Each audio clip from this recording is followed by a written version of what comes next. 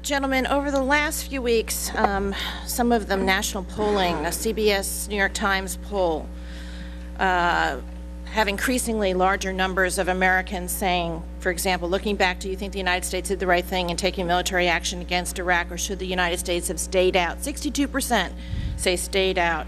Do you favor or oppose the U.S. war in Iraq? 66% say oppose. All in all, do you think the situation in Iraq was worth going to war over or not? 62% not worth it. Now, both of you have stated in repeated testimony that our withdrawal from Iraq or redeployment from Iraq is going to be conditions-based. Apparently, that is a metric for Iraq. Those are not the only conditions that we have to look at.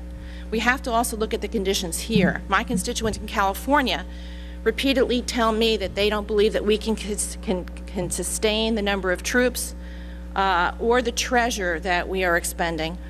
The American people, gentlemen, love their troops and appreciate their sacrifice, but they do not like this mission. And they want to know what is going to happen. And we have an election coming forward in November, and that is going to be significantly about this. On January 21st of 2009, if you report to a commander-in-chief that says that they want a plan for the withdrawal of troops in the next 60 days, what will you advise them?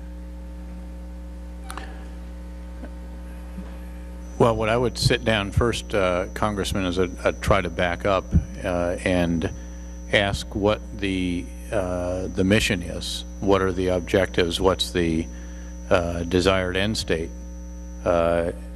With an understanding of that mission, then you can state what resources are required. General, the mission is to maintain the security gains as best we have made during the surge, but to bring our troops home so that they can rest, retrain, and be redeployable, and we can fix our readiness problems and cut the amount of money that we're spending in Iraq, which is $600 billion now, going to well over $1 trillion in the future. What would your response be? My response would be dialogue on what the risk would be again, and this is about risk. At the end of the day, let me just state up front, I absolutely support the principle of civilian control in the military. We are not self-employed in uniform. We take orders and we follow them.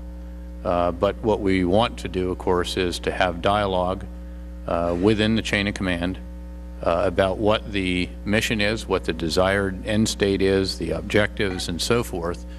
Then be able to provide the assessment of a commander on the ground of what we believe the resources are required. If they're less than that, you know, this is the risk to various elements, and then it is up to other folks to determine where they want to take the risk. But again, as I stated, I fully believe in, subscribe to, and have sworn an oath to the Constitution and the concept of civilian control of the military.